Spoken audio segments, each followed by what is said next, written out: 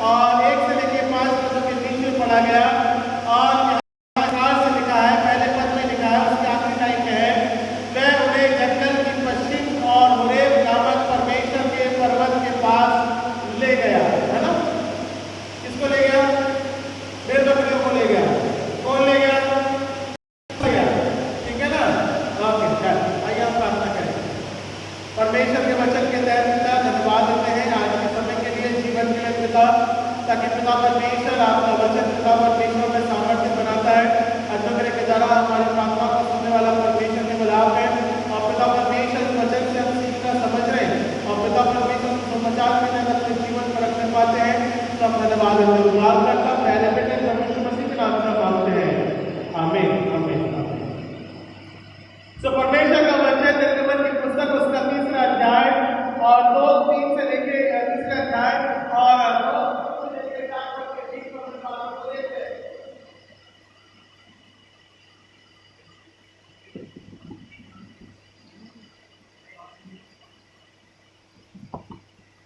किधर है? बोलो किधर है? विज्ञान में है ना, बराबर ना, विज्ञान में। और विज्ञान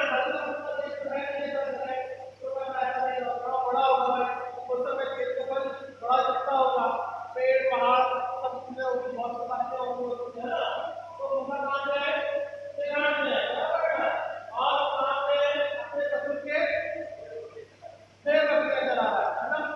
कहाँ उस प्रकार का आर्किटेक्चर था, है ना। कारीगर बहुत बढ़िया एकदम, सब बराबर से बनाने वाला, शिक्षा प्राप्त करने वाला, है ना। किसी जाति में से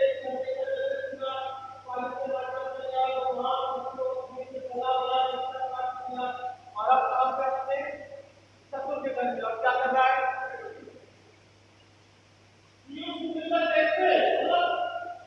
सब चीजें आर्किटेक्चर का काम करता था, है ना। हम कहते हैं इंजीनियरिंग वर्क जिसे हम कहते हैं, उस प्रकार का वो बिल्डिंगों का बनाने वाला, उस समय शिक्षा को प्राप्त करने वाला, और अब क्या कर रहा है? भेड़ बकरी चरा रहा है। मेरी बात समझ में आ रही?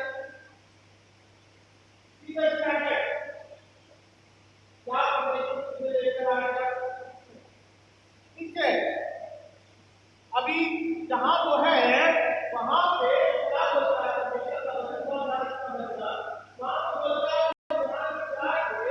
पश्चिम की ओर भेड़ों को चराने के लिए, इसका मतलब दिशा से जो स्थान है वहां से वो कहां चला गया?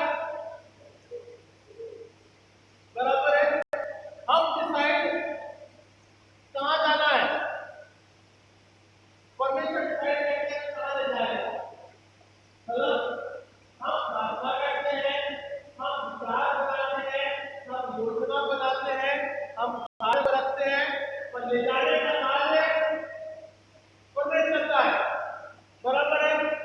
परमेश्वर मार्ग तैयार करता है, परमेश्वर योजना तैयार करता है, और परमेश्वर अपने जीवन के तहत उपलब्ध करता है। बाबा मुझे किधर जाना है, बराबर है। अच्छा, क्या उसको वहां पे उसके आजू बाजू बहुत जंगल है भाई, वहां पे तो वहीं के पास भी चला सकता था, कोई बड़ी बात तो नहीं। जानवरों को चलाना और पास में चला, उल्टा पश्चिम में लेके गया, मतलब स्थान में है पश्चिम में लिखा गया, तो ऑपोजिट डायरेक्शन में गया, मतलब ठीक है ना। और जब ऑपोजिट डायरेक्शन में गया तब लोगों ने बताया भाई को होने करना चाहिए, करवा जाए, चार लोगों ने सुना होगा, बहुत सी ऐसी बातें होंगी। तो वहां पर इस्तेमाल मिलता है तो होने पर्वत की परमेश्वर का पर्वत है, ठीक है ना। इसमें वैसे कितना तक लिखा है, पढ़ते दे, सबसे पढ़ते दे पहला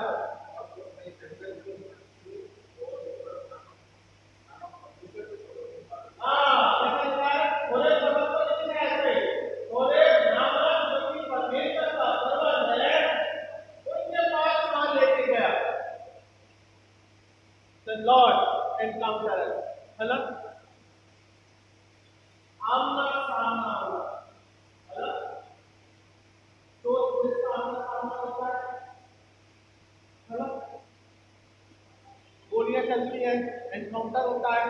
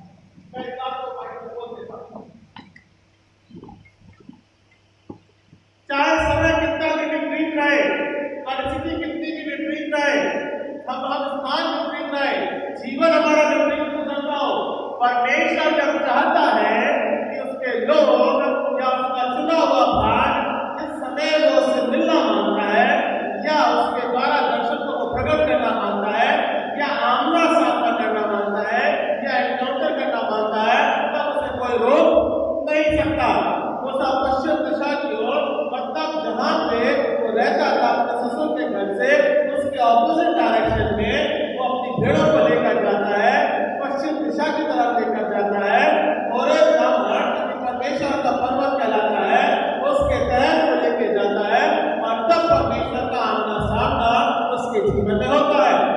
सो परमेश्वर का वचन क्या बोलता है इस बात को समझने के लिए?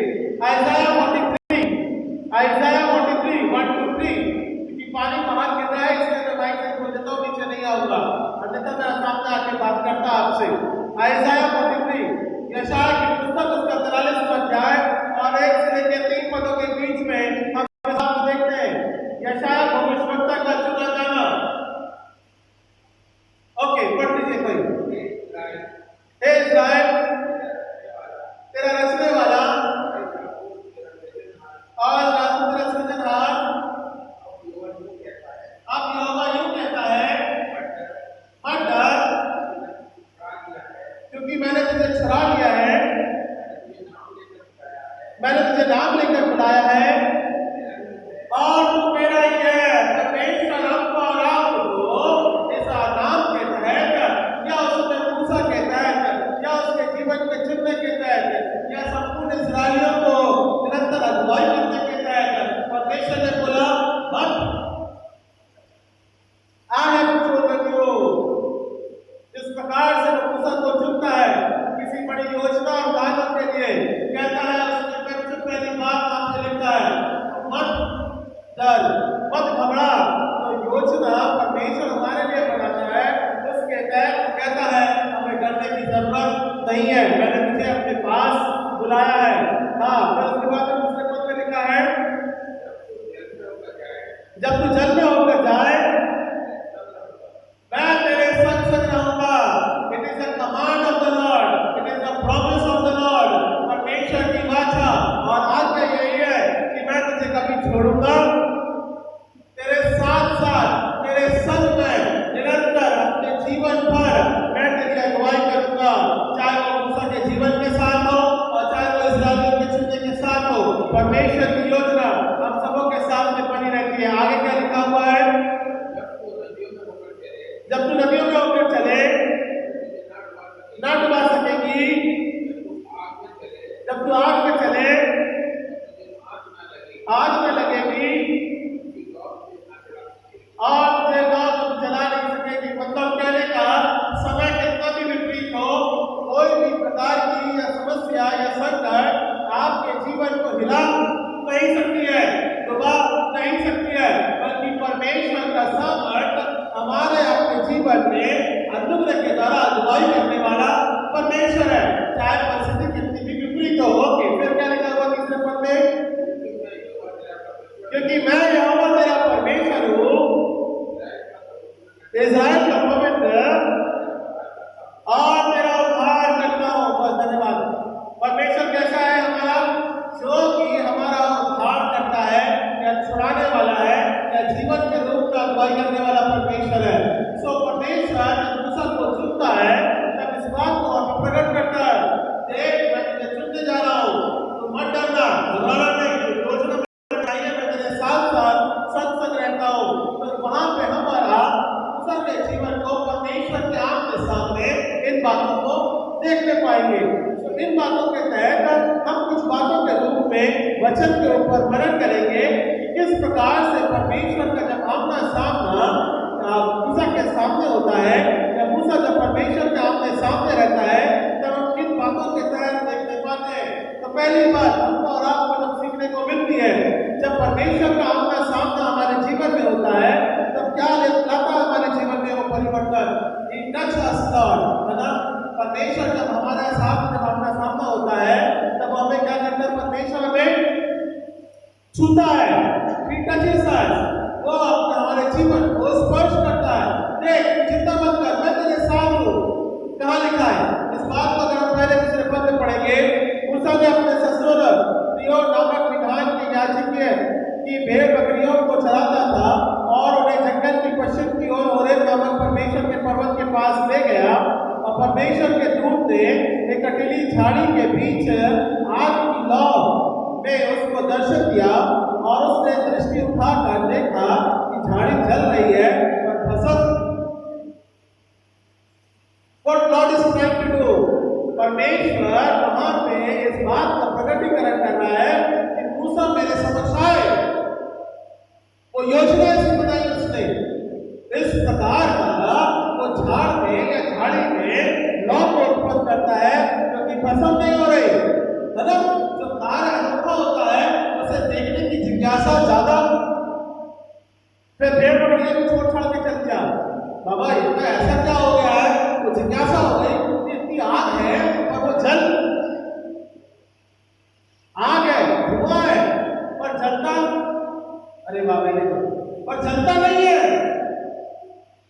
कि जिज्ञासा को उसने क्या करा, 100-150 छुट्टी होगी, वो पता नहीं कितनी पेड़ बकरियां होगी, सबको छोड़ छाड़ के वो पड़ गया। What the Lord is trying to do? The Lord is trying to touch us. परमेश्वर हमको और आपको संसारिक योग्यताओं से निकाल करके, छोड़ करके परमेश्वर चाहता है कि हम उसकी स्पर्शता में, उसके समय अपने साथ, उसके जीवन में समय को व्यतीत करने पाए। Leave what you have. संसारिक जीवन को छोड़ करके कुछ समय परमेश्वर के साथ में बिताना परमेश्वर ये चाहता है। उसके स्पर्श को प्राप्त करें, परमेश्वर ये चाहता है। उसके साथ हम संगति करने पाए, उसके साथ समय को बिताने पाए, परमेश्वर ये चाहता है। वो जलती हुई झाड़ी इसी बात का प्रतीक है। It is a time for the Lord. वो परमेश्वर का समय है। उसको ये परमेश्वर को मालूम है कि भेड़ बकरियां तो चला रहा है, और मूसा को इस बात को प्रकट कर रहा है कि ये जल तो रही है पर धुआं नहीं उठ रहा है, भस्म नहीं हो रही है, क्या बात हो गई है, कब से चल रही है ये। It is a time for the lord. We need to come out. संसारिक जीवन से हमें निकल करके परमेश्वर के पास में समय को बिताना बहुत जरूरी है। We need to come out for the lord. परमेश्वर के साथ में संगति करना बहुत जरूरी है ताकि उसके स्पर्श को हम देखने पाए। सो ये पहली बात, एक आमना सामना जब होता है, जब परमेश्वर हमको छूता है या अपने अनुसार अपने हम पे दृष्टि करता है। इस बात को समझने के लिए परमेश्वर हमको स्पर्श करता है, कहाँ मिलेगा? उत्पत्ति की पुस्तक उसका 21वां अध्याय, chapter 31, Genesis chapter 31 verse 12 and 13। देखिए बहुत बढ़िया उदाहरण दिया है। किसके बारे में उदाहरण दिया है? Genesis chapter 31 verse 12 and 13। पढ़ दीजिए, कोई जोर से पढ़ो।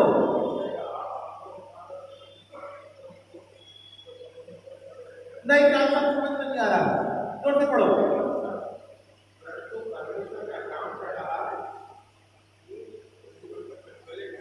हाँ, नहीं, chapter 31, Genesis chapter 31 verse 12 and 13। Genesis chapter 31 verse 12 and 13। हाँ, उसने कहा, हाँ, आंखें उठाकर उन सब बकरों को जो बकरियों पर चढ़ रहे हैं देख, हाँ, कि वे धारी वाले, चुट्टी वाले और धब्बे वाले हैं। हाँ, हाँ, बराबर पढ़ लीजिए।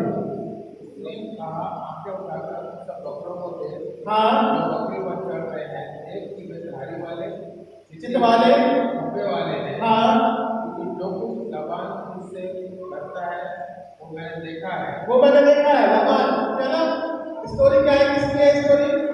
लाबान कब आता है? हाँ, ऐसा और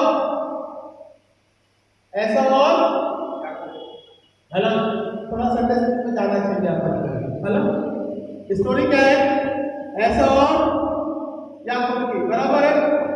और क्या किया? किसने किसको धोखा दिया? याकूब ने ऐसा को धोखा दिया। क्यों दिया? परमेश्वर की आशीषों को प्राप्त करने के लिए, है ना। इधर से प्रकार से बोलता है ना, बाप रे तेरा बाप तो अभी अच्छा हो गया, बड़ा हो गया, तो जो आशीष है ऐसा हो, कोई बड़ा पुत्र है ऐसा हो, है ना। तो उसको बोला बाबा इसको हटा, उसको मैंने बोला ले बाप की आशीष है, ऐसा की आशीष ले ले, है ना। उसके पहला टिप्पण का जो अधिकार था बेचारे को, उसको हटा करके याकूब ने आशीषें ले ली। और क्या किया? उसकी माँ ने क्या बोल दिया? अपने भाई के पास में, लाबान के पास में भेज दिया, बाबा तो अब यहाँ से भाग जा, वरना ऐसा तेरे को खत्म कर देगा, है ना। झगड़ा उत्पन्न कराने के लिए, बराबर है। इस पर समझ में आ गई? ओके, अब क्या लिखा हुआ है?